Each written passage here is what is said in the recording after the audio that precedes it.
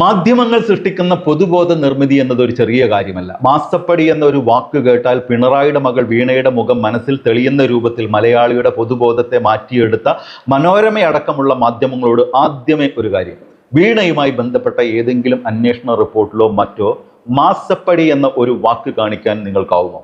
ഞാൻ നിങ്ങളെ വെല്ലുവിളിക്കുന്നു. വലത് മൂടുതാങ്ങി മാധ്യമങ്ങൾ പുറത്തുവിടുന്നത് എന്തും അപ്പാടെ അണ്ണാക്ക് തൊടാതെ വിഴുങ്ങുന്നവരായി മാറിയിട്ടുണ്ട് ഉത്ബുദ്ധർ എന്ന് സ്വയം അവകാശപ്പെടുന്ന മലയാളികളിൽ പലരും. പിണറായി വിജയന്റെ മകൾ വീണയ്ക്കെതിരെയുള്ള കേസിലും മാധ്യമങ്ങൾ സൃഷ്ടിച്ചെടുത്ത പൊതുബോധത്തിനപ്പുറം ഒരു ഇഞ്ച് പല മലയാളികൾക്കും മുന്നോട്ട് പോകാനായിട്ടില്ല. നാളിതുവരെ ഈ വിഷയവുമായി ബന്ധപ്പെട്ട ഒരു റിപ്പോർട്ടിലും രേഖയിലും ഇല്ലാത്ത മാസപ്പടി എന്ന പദം കേൾക്കുമ്പോൾ വീണയുടെ മുഖം ഓർമ്മ വരുന്ന തലത്തിലേക്ക് മാറ്റി ധാർമ്മികത തൊട്ട് തീണ്ടാത്ത ഈ മാധ്യമ കൂട്ടിക്കൊടുപ്പ് വർഗം. എന്നാലും അവർക്കിടയിൽ വസ്തുതകൾ സത്യമായി വിളിച്ചു പറയാൻ ശ്രമിക്കുന്ന ചിലരുണ്ട്. ED രാഷ്ട്രീയ താല്പര്യത്തോടെ പിണറായിയെ ലക്ഷ്യം വെച്ച് മകൾ വീണയ്ക്കെതിരെ ഈ നടത്തുന്ന അന്വേഷണ നാടകത്തെക്കുറിച്ച് വളരെ കൃത്യമായ ചില കാര്യങ്ങൾ തുറന്നു കാണിക്കുന്നുണ്ട് റിപ്പോർട്ടർ ചാനലിലെ മീറ്റ് ദ എഡിറ്റേഴ്സ് എന്ന പ്രോഗ്രാമിൽ ഡോക്ടർ അരുൺകുമാർ. ഈ കേസിൽ യഥാർത്ഥത്തിൽ EDയുടെ വരവിൽ എന്താണ് രാഷ്ട്രീയം എന്നുള്ളതാണ് ഏറ്റവും പ്രധാനപ്പെട്ട കാര്യം. അത് സാങ്കേതികമാണ്. അത് പറഞ്ഞുകൊണ്ട് തുടങ്ങാം, എങ്കിൽ മാത്രമേ ആദ്യത്തെ രണ്ടിനും നമുക്കൊരു ഉത്തരം കിട്ടത്തുള്ളൂ. ഒന്ന്, ഈ കേസിലേക്ക് EDയും SFIOയും വരുന്നതിനൊരു രാഷ്ട്രീയ പശ്ചാത്തലമുണ്ട്. ആ രാഷ്ട്രീയ പശ്ചാത്തലം നമുക്ക് കണ്ടില്ലെന്ന് നടിക്കാൻ കഴിയില്ല. കാരണം ആ പരാതി കൊടുത്തിരിക്കുന്ന നേതാവിന്റെ പേര് ഷോൺ ജോർജ് എന്നാണ്. ആ നേതാവ് BJPയിൽ എത്തിയതിനു ശേഷമാണ് ഈ പരാതി കൊടുക്കുന്നത് എന്നുള്ളതും, അഥവാ BJPയുടെ ക്യാമ്പിൽ നിൽക്കുന്ന സമയത്തും ഒരു പേഴ്സണൽ റിവെഞ്ചിന്റെ പുറത്തുമാണ് ഈ പരാതിയുമായി മുന്നോട്ട് പോകുന്നത് എന്നുള്ളതും വസ്തുതയാണ്. അതെ, ജനപക്ഷത്ത് അതാണ് പേഴ്സണൽ റിവെഞ്ച്. SFIയുടെ പരാതി പോകുന്നത് അവിടെ, അതിനുശേഷം EDയുമായി ബന്ധപ്പെട്ട പരാതി പോകുന്നത് പാർട്ടിയിലെത്തിയതിനു ശേഷം. ജനപക്ഷത്ത് നിൽക്കുമ്പോൾ എന്തിനാണ് പരാതി കൊടുക്കുന്നത്? പേഴ്സണൽ റിവെഞ്ച് ആയിരുന്നു. അത് ഷോൺ ജോർജ് തന്നെ പറഞ്ഞു. വസ്തുതയാണല്ലോ. എന്തായിരുന്നു ആ പേഴ്സണൽ റിവെഞ്ച്? PC ജോർജിനെ അറസ്റ്റ് ചെയ്തതുമായി ബന്ധപ്പെട്ട് ഒരു ദിവസമെങ്കിലും പിണറായി വിജയനെ ജയിലിൽ കിടത്തും എന്നുള്ളതായിരുന്നു അന്ന് ഷോൺ ജോർജ് എടുത്ത രാഷ്ട്രീയ ശപഥം. അതിന്റെ ഭാഗമായിട്ടാണ് ഈ കേസ് മുന്നോട്ട് പോകുന്നത്. അവിടെയാണ് SFIയിലേക്ക് ROC വരെ എത്തിയ കേസ് SFIയിലോട്ട് പോകുന്നത് ഷോൺ ജോർജിന്റെ ഇടപെടൽ കൊണ്ടാണ്.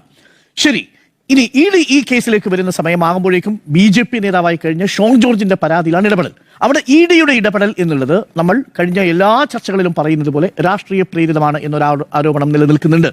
ഈ കേസിൽ പിണറായി വിജയനെതിരെ തെളിവിന്റെ ഒരു കണിക പോലും ഇല്ലാതിരുന്നിട്ടും ഇന്റരിം സെറ്റിൽമെന്റ് റിപ്പോർട്ടിന്റെ പേരിൽ പിണറായി വിജയന്റെ പേര് വന്നതാണ് യഥാർത്ഥത്തിൽ പിണറായി വിജയൻ രാഷ്ട്രീയമായി ഇതിനെ പ്രതിരോധിക്കാനുള്ള കാരണം. നിയമസഭയിൽ പിണറായി വിജയൻ ഇതിന് മറുപടി പറഞ്ഞതും ആ ഒറ്റ കാരണം കൊണ്ടാണ്. കാരണം അതിലൊരു പേരെഴുതി വെച്ചിരിക്കുന്നു, പിണറായി വിജയൻ എന്ന പേര് എഴുതി വെച്ചിരിക്കുന്നു ഇന്റരിം സെറ്റിൽമെന്റ് ബോർഡിൽ. മാത്രമല്ല, ആ റിപ്പോർട്ട് തയ്യാറാക്കുന്ന സമയത്ത് വീണ ടിയെ ഈ ഇന്റരിം സെറ്റിൽമെന്റ് കമ്മീഷൻ കണ്ടിട്ടുമില്ല. വീണ ടിയെ കാണാതെ വീണ ടിയുടെ പേരെഴുതി വെച്ച് പിണറായി വിജയൻ ഒരു ഇൻഫ്ലുവൻഷ്യൽ പൊളിറ്റിക്കൽ ലീഡറുടെ മകൾ എന്ന രീതിയിൽ വ്യാഖ്യാനിച്ചപ്പോഴാണ് അതൊരു രാഷ്ട്രീയ സ്വഭാവം വന്നത്. അതല്ലെങ്കിൽ ഇതിൽ CPMോ മറ്റേതെങ്കിലും രാഷ്ട്രീയ പ്രതിരോധമോ ഈ വിഷയത്തിൽ തീർക്കേണ്ടതില്ല എന്നതാണ് എന്റെ പക്ഷം. അടിസ്ഥാനമായി ഈ കേസ് ROCയിലേക്ക് പോയി SFIയിലോട്ട് പോകേണ്ട ഒരു കമ്പനി കാര്യ നിയമം അനുസരിച്ച് മാത്രം അഡ്ജുഡിക്കേറ്റ് ചെയ്യേണ്ട ഒരു SFIO കേസാണെന്നാണ് എൻ്റെ പക്ഷം. കാരണം അതിനും അപ്പുറത്തുള്ള തെളിവുകൾ ഇതിനും നമുക്ക് കിട്ടിയിട്ടില്ല എന്നുള്ളതാണ്. ഫ്രോഡ് പ്രകാരം പണം ഉണ്ടാക്കിയിട്ടുണ്ടെങ്കിൽ അത് പ്രൊസീഡ്സ് ഓഫ് ക്രൈം ആയിട്ട് മാറും. അങ്ങനെ പ്രൊസീഡ്സ് ഓഫ് ക്രൈം ആണെങ്കിൽ സ്വാഭാവികമായിട്ടും അതിൽ EDയുടെ അന്വേഷണം എത്തും. പക്ഷേ EDയുടെ അന്വേഷണം എത്തുമ്പോൾ രണ്ട് പ്രധാനപ്പെട്ട കാര്യങ്ങൾ ശ്രദ്ധിക്കണം. ഒന്ന്, ഇതിനകത്തൊരു മണി ലോണ്ടറിങ് നടന്നിട്ടുണ്ടോ? രണ്ട്, ഈ മണി ലോണ്ടറിങ്ങിന്റെ ഡെഫിനിഷൻ അനുസരിച്ച് അതിന്റെ വ്യാപ്തി ഇപ്പോൾ കൂടിയിരിക്കുന്നു. ആ വ്യാപ്തി അനുസരിച്ച് ഒരു ഫ്രോഡിലൂടെ, ഒരു കറപ്ഷൻ പ്രാക്ടീസിലൂടെ നിങ്ങൾ സ്വന്തമാക്കുന്ന പണം ആർക്ക് എന്തായിട്ട് വരും? EDയുടെ കാഴ്ചപ്പാടിൽ പ്രൊസീഡ്സ് ഓഫ് ക്രൈം ആയിട്ട് വരും. ആ പ്രൊസീഡ്സ് ഓഫ് ക്രൈം ആയിട്ടാണോ നിലവിൽ കണ്ടിരിക്കുന്നത്? നമുക്കറിയില്ല. കാര്യം ECRന്റെ പകർപ്പ് ലഭ്യമായിട്ടില്ല. നമ്മുടെ മുന്നിൽ SFIOയുടെ ECR മാത്രമേ ഉള്ളൂ. EDയുടെ ECR നമ്മുടെ കയ്യിലില്ല. അവിടെയാണ് നമുക്ക് സംശയമുണ്ടാവുന്നത്. കാരണം ഇതുവരെയും ED നടത്തിയ അന്വേഷണങ്ങളിൽ ഞാൻ കൃത്യമായി കണക്ക് കഴിഞ്ഞ ചർച്ചകളിൽ പറഞ്ഞിട്ടുള്ളതുപോലെ 125 പ്രധാനപ്പെട്ട കേസുകൾ എടുത്തതിൽ 113 പ്രതിപക്ഷ നേതാക്കൾക്കെതിരെയാണ് എന്നുള്ളതും 5320ഓളം കേസുകളിൽ കേവലം 25 കേസുകളിൽ മാത്രമാണ് ശിക്ഷാവിധി വന്നിരിക്കുന്നത് എന്നുള്ളതും ED എന്ന് പറയുന്ന ഒരു ഏജൻസിയെ രാഷ്ട്രീയമായി ദുരുപയോഗം ചെയ്യുന്ന ഏജൻസിയാക്കി മാറ്റിക്കഴിഞ്ഞിരിക്കുന്നു. അതുകൊണ്ടാണ് സ്വാഭാവികമായും ഈ പിണറായി വിജയന്റെ മകളുടെ പേരിലുള്ള ഈ ED റെയ്ഡ് വരുന്ന ഘട്ടത്തിൽ, അത് നോക്കൂ എവിടെയൊക്കെ റെയ്ഡ്, പിണറായി വിജയൻ താമസിക്കുന്ന വാടക വീട്ടിൽ, ഈ മുഹമ്മദ് റിയാസിന്റെ വീട്ടിൽ, പിണറായി വിജയന്റെ വീട്ടിൽ, ഇങ്ങനെ 3 ഇടങ്ങളിലായിട്ടാണ് വലവിരിക്കുന്നത്. എന്തിനാ വലവിരിക്കുന്നത് നോക്കൂ. ഈ പ്രൊസീഡ്സ് ഓഫ് ക്രൈം കണ്ടെത്താനാണോ? അവിടെയാണ് എന്റെ സംശയം. ഈ പ്രൊസീഡ്സ് ഓഫ് ക്രൈം എന്ന് പറയുന്നത് നിലവിൽ ബാങ്ക് ട്രാൻസാക്ഷൻ വഴി തെളിവ് നമ്മുടെ മുന്നിലിരിക്കുന്ന വിഷയമാണ്. ഈ പറയുന്ന 1.72 കോടി രൂപയുടെ തെളിവ് എന്തെന്ന് ചോദിച്ചാൽ അത് ബാങ്ക് ട്രാൻസാക്ഷന്റെ തെളിവാണ്. ആ തെളിവിന് വേണ്ടി ഈ പറയുന്ന 3 വീടുകളിലും നടത്തിയ തെരച്ചിലിന് ഒരു പൊളിറ്റിക്കലായിട്ടുള്ള സ്വഭാവമുണ്ട് എന്ന് തന്നെയാണ് ഞാൻ കരുതുന്നത്. എന്നാൽ അതിന്റെ പേരിൽ വീണ വിജയൻ ഏതെങ്കിലും തരത്തിലൊരു സീരിയസ് ഫ്രോഡ് കമ്മിറ്റ് ചെയ്തിട്ടുണ്ടെങ്കിൽ അത് തെളിയിക്കപ്പെടുന്ന പക്ഷം CPM-ന് അത് ന്യായീകരിക്കേണ്ട ഒരു ബാധ്യതയില്ല എന്നതാണ് എന്റെ ടേക്ക് ഈ വിഷയത്തിൽ. ഇനിയാണ് രണ്ടാമത്തെ പ്രധാനപ്പെട്ട പോയിന്റിലേക്ക് വരുന്നത്. നോക്കൂ, ഈ കേസിൽ എന്താണ് ഇപ്പോൾ ED അന്വേഷിച്ചുകൊണ്ടിരിക്കുന്നതും SFI അന്വേഷിച്ചുകൊണ്ടിരിക്കുന്നതും രണ്ടും രണ്ടായിട്ട് തന്നെ കാണണം. ED അന്വേഷിച്ചുകൊണ്ടിരിക്കുന്നത് നിലവിൽ ഈ കമ്പനി ഇതൊരു പബ്ലിക് ലിസ്റ്റഡ് കമ്പനിയാണ്, പൊതുമേഖലാ കമ്പനി അല്ല.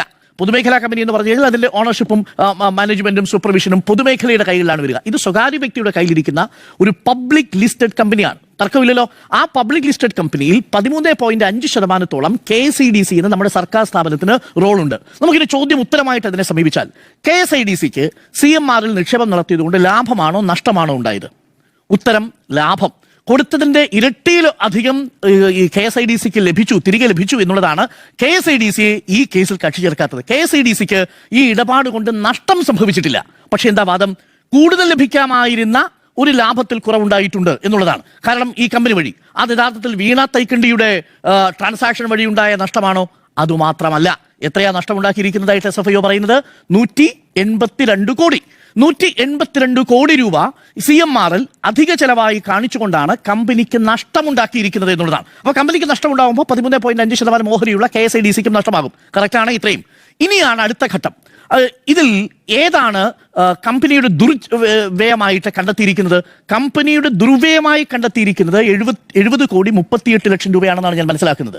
ആ 70 കോടി 38 ലക്ഷം രൂപ ഇന്റരിം സെറ്റിൽമെന്റ് കമ്മീഷന് മുമ്പാകെ CMR-ൽ പറയുന്നു അത് ഞങ്ങളുടെ ചെലവായി കണക്കാക്കി സെറ്റിൽ ചെയ്തിട്ട് കിട്ടണം എന്ന് പറയുന്നു. അത് ഇൻകം ടാക്സ് സെറ്റിൽമെന്റ് കമ്മീഷൻ അംഗീകരിച്ചില്ല. ഇൻകം ടാക്സ് സെറ്റിൽമെന്റ് കമ്മീഷൻ പറഞ്ഞു ഈ 70 കോടി നിങ്ങൾ ബിസിനസ് പ്രൊമോഷന് വേണ്ടി കൊടുത്തു എന്ന് പറഞ്ഞതിൽ ഞങ്ങൾക്ക് വിശ്വാസമില്ല. ചോദ്യം ഇതാണ്, ഈ ബിസിനസ് പ്രൊമോഷന് വേണ്ടി കൊടുത്ത പണമാണോ വീണ ടീക്ക് കൊടുത്തിരിക്കുന്നത്? അല്ല. അതായത് ഈ 70 കോടി 38 ലക്ഷം രൂപയിലല്ല വീണയുടെ കണക്ക് വരുന്നത്. വീണയുടെ കണക്ക് വരുന്നത് കമ്പനിയുടെ ചെലവുമായി ബന്ധപ്പെടുത്തി കാണിച്ചിരിക്കുന്ന 1.72 കോടി രൂപയിലാണ്. അതിലാണ് ഇപ്പോൾ വന്നിരിക്കുന്ന പ്രധാനപ്പെട്ട ഒരു കാര്യം. നമ്മൾ ഇതുവരെ പറഞ്ഞുകൊണ്ടിരുന്നത് എന്താ? പണം കടമെടുത്തു, തിരിച്ചടച്ചിട്ടില്ല എന്നായിരുന്നു. ഇന്നിപ്പോൾ മനോരമ പത്രത്തിലടക്കം കൃത്യമായ ആ കണക്കുകൾ പുറത്തു വന്നിട്ടുണ്ട്. 50 ലക്ഷം രൂപ കടമെടുത്തു, 45 ലക്ഷം രൂപ തിരിച്ചടച്ചു. ഇവിടെയാണ് അടുത്ത ചോദ്യം ഉണ്ടാവുന്നത്. നോക്കൂ, ഇതിനകത്തൊരു ഇടപാട്, ഒരു ഫ്രോഡുലൻസ് നടക്കണമെന്നുണ്ടെങ്കിൽ ശശിധരൻ കർത്തയ്ക്ക് എന്തെങ്കിലും ലാഭം ഉണ്ടാവണമല്ലോ, വേണ്ടേ? CMR-ൽ കമ്പനിക്ക് ഒരു ലാഭം ഉണ്ടാവണം. വീണ തൈക്കണ്ടിക്ക് പണം കൊടുത്തതിന്റെ പേരിൽ ശശിധരൻ കർത്തയ്ക്കും ശരൺ കർത്തയ്ക്കും CMR-ലെ കമ്പനികൾക്കും ലാഭം ഉണ്ടാവണം. അഥവാ അവർക്ക് വ്യക്തിപരമായിട്ട് ഏതെങ്കിലും ലാഭം ഉണ്ടാവണം. ഈ കേസിൽ വീണ തൈക്കണ്ടിക്ക് പണം കൊടുത്തതുകൊണ്ട് ശശിധരൻ കർത്തയ്ക്ക് ലാഭമാണോ നഷ്ടമാണോ ഉണ്ടായത്? സ്ട്രേറ്റ് ക്വസ്റ്റ്യനാണ്. കാരണം എംപവർ ഇന്ത്യ സൊല്യൂഷൻസോ ഫിനാൻഷ്യൽ സൊല്യൂഷൻസ് എന്ന് പറയുന്ന ഒരു NBFC-യിൽ നിന്ന് ശശിധരൻ കർത്തയുടെ സ്വന്തം ബാങ്കിൽ നിന്ന് വീണ തൈക്കണ്ടിക്ക് 50 ലക്ഷം രൂപ കടം കൊടുക്കുന്നു. 12% പലിശയ്ക്കാണെന്ന് ഓർമ്മിക്കണം. ഈ പണം വീണ തൈക്കണ്ടി മൊത്തം തിരിച്ചടച്ചിട്ടില്ല. 45 ലക്ഷമേ തിരിച്ചടച്ചിട്ടുള്ളൂ എന്നാണ് രേഖകളിൽ മനസ്സിലാവുന്നത്. അപ്പോൾ എത്ര നഷ്ടം വന്നു? 5 ലക്ഷം നഷ്ടം. തീർന്നില്ല, 12% പലിശയും നഷ്ടം. അപ്പോൾ ഈ പണം കടം കൊടുത്തതിൽ ശശിധരൻ കർത്തയ്ക്ക് നഷ്ടമുണ്ടായിട്ടുണ്ട്. എപ്പോ തിരിച്ചടച്ചു? കേൾക്കൂ, അതാ പറഞ്ഞ പല സമയങ്ങളിലായിട്ട് തിരിച്ചടച്ചു. തിരിച്ചടക്കുന്ന എപ്പോഴാണ് ഈ കരാറിന്? അതാണ് അടുത്ത ഞാൻ വരാൻ പോകുന്നത്. അപ്പോൾ ഈ പണം കൊടുത്തതിൽ മൊത്തം പൈസയും തിരിച്ചടച്ചിട്ടില്ല. അപ്പോൾ ശശിധരൻ കർത്ത പണം തിരിച്ചടച്ച് അതിൽ നിന്ന് ലാഭം ഉണ്ടാക്കിയിട്ടില്ല. ഇനി അടുത്തത് പൈസ തിരിച്ചടച്ചു. ഏത് പൈസയാണ് തിരിച്ചടച്ചത്? ഒരു എഗ്രിമെന്റ് ഉണ്ടാക്കി ആ എഗ്രിമെന്റിന്റെ അടിസ്ഥാനത്തിൽ ഈ പറയുന്ന ഡെവലപ്മെന്റും മെയിൻ്റനൻസും ചെയ്യാൻ വേണ്ടിയിട്ട് എക്സാലോജിക്കുമായിട്ടും CMR-ൽ ഉണ്ടാക്കിയ കരാറിന്റെ ഭാഗമായിട്ട് ചെയ്യാത്ത സേവനത്തിന് പണം കൊടുത്തു എന്നുള്ളതാണ് ആരോപണം. ചെയ്യാത്ത സേവനത്തിന് പണം കൊടുത്തു എന്ന് പറയുമ്പോൾ എന്താണ് ചെയ്ത സേവനം എന്ന് പറയുന്നത്? ഒരു EPR സോഫ്റ്റ്വെയറുമായി ബന്ധപ്പെട്ടുകൊണ്ട് അത് ഡെവലപ്മെന്റ് ചെയ്യുന്നതുമായി ബന്ധപ്പെട്ടുകൊണ്ട് കൺസൾട്ടൻസി ആയിരുന്നു. ഒടുവിൽ ആ കമ്പനി അത് വേണ്ടെന്ന് വെക്കുന്നു. വേറൊരു EPR-ഓ ഏതൊരു സോഫ്റ്റ്വെയർ ഉപയോഗിക്കാനായിട്ട് ഡയറക്ഷൻ കൊടുക്കുന്നു. ഇതെല്ലാം ഓൺലൈൻ മീറ്റിംഗിലല്ല, ഓഫ്ലൈൻ മീറ്റിംഗിലാണ് എന്നതാണ് വീണയുടെ മൊഴിയായി നമ്മുടെ മുന്നിലിരിക്കുന്നത്. അത് നമുക്കറിയില്ല. അവിടെയാണ് അതിനകത്തൊരു സംശയം കിടക്കുന്നത്. നിങ്ങൾ കൊടുത്തിരിക്കുന്ന സർവീസ് എത്രയാണ്? ആ സർവീസിന് ആനുപാതികമായിട്ടാണോ നിങ്ങൾ പണം കൊടുത്തിരിക്കുന്നത് എന്നുള്ളതാണ് പ്രധാനപ്പെട്ട ചോദ്യം. അവിടെ എത്രയാണ്? 1.72 കോടി രൂപ കമ്പനിക്കും ഈ വീണ തൈക്കണ്ടിക്കുമായിട്ട് കൊടുത്തിരിക്കുന്നു. ഉപയോഗിക്കാത്ത സർവീസിന് നിങ്ങൾ കൊടുത്തിരിക്കുന്നു. അപ്പോൾ കമ്പനിക്ക് സ്വാഭാവികമായിട്ടും അവിടെ നഷ്ടമുണ്ടായിരിക്കുന്നു. അവിടെ ഈ നഷ്ടം ആർക്കാണ് സംഭവിച്ചിരിക്കുന്നത്? CMR-ൽ നഷ്ടം സംഭവിച്ചിരിക്കുന്നു.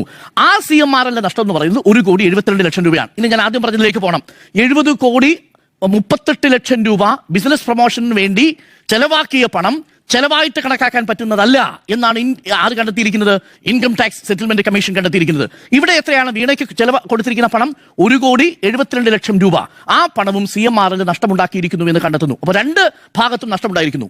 ED-യുടെ അന്വേഷണം പോകുന്നത് എങ്ങോട്ടാ? 1.72 കോടി രൂപയുടെ നഷ്ടത്തിലേക്ക് പോകുന്നു. അതേസമയം 70 കോടി 38 ലക്ഷം രൂപ CMR-ൽ രാഷ്ട്രീയ നേതാക്കൾക്ക്, മാധ്യമപ്രവർത്തകർക്ക്, ഒപ്പം വിവിധ ആരാധനാലയങ്ങൾക്കൊക്കെ കൊടുത്തതിന്റെ പേരിലുള്ള ബിസിനസ് പ്രൊമോഷൻ ഇൻകം ടാക്സ് അംഗീകരിച്ചിട്ടില്ല. അതുകൊണ്ട് ഒരു പിഴയിട്ടു. എത്രയാ പിഴയിട്ടത്? 30%. 70 കോടിയുടെ 30% പിഴ CMR-ൽ അടച്ചിട്ടുണ്ട്. ഇത് ആർക്കുണ്ടാക്കിയ നഷ്ട? ഇത് CMR ഉണ്ടാക്കിയ നഷ്ട. അപ്പൊ അതിന്റെ ലാഭം ആർക്കാ പോയിരിക്കുന്നത്? ഇവിടുത്തെ രാഷ്ട്രീയ നേതാക്കൾക്കാണ്. അന്വേഷണം എന്റെ അങ്ങോട്ട് പോകുന്നില്ല. ഇവിടെയാണ് പൊളിറ്റിക്കൽ ക്വസ്റ്റ്യൻ ഉള്ളത്.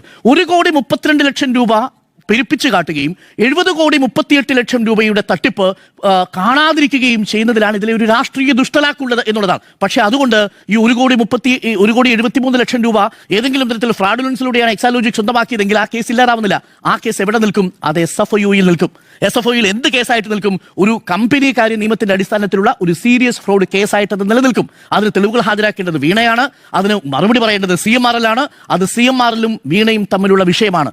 ഇതിലും അപ്പുറത്തേക്ക് ഈ കേസിലേക്ക് ED എങ്ങനെ വരുന്നു എന്നതാണ് എന്റെ ചോദ്യം. അതുകൊണ്ടാണ് ഞാൻ പറഞ്ഞത്, ഈ ഇടപാടിൽ ശശിധരൻ കർത്ത ലാഭം ഉണ്ടാക്കിയിട്ടുണ്ടോ? ഇല്ല.